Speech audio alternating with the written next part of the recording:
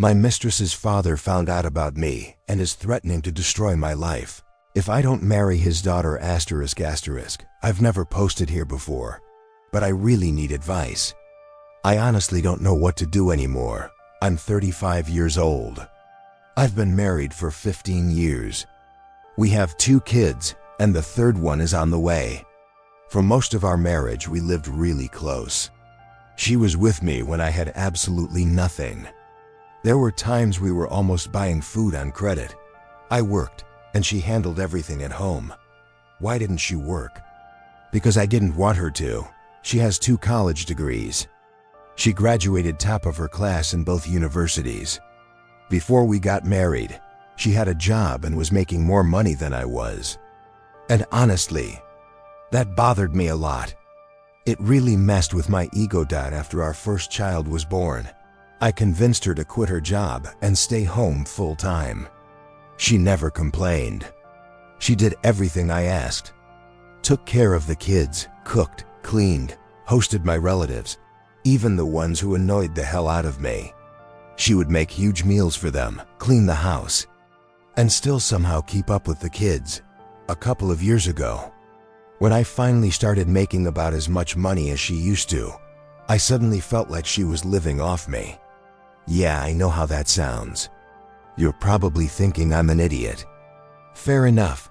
I was working 18 hours a day to support my family and relatives. 5 years ago, I finally paid off our mortgage. But now we need a bigger place since the third baby is coming. And right after I paid off the apartment, she showed up. We dated when we were teenagers. And on top of that, she comes from a very wealthy family. She owns her own apartment, runs a business that makes a lot of money, and she's still just as beautiful as she was back then. At first, we just grabbed coffee a couple of times. Then it turned into dinners, wine, and eventually motel rooms. I don't expect everyone to understand this, but after work I'd come home completely exhausted. My wife was exhausted too. She took care of the kids, the house, everything. But I kept thinking, why can't she at least take 20 minutes a day to take care of herself? With my mistress, things were different. This went on for 4 years. Recently, she got pregnant. I begged her to get an abortion. I told her everything I own is legally under my wife's name. If we divorce, I walk away with nothing. She refused and told her father. A bit about her father. He's not exactly a family man either.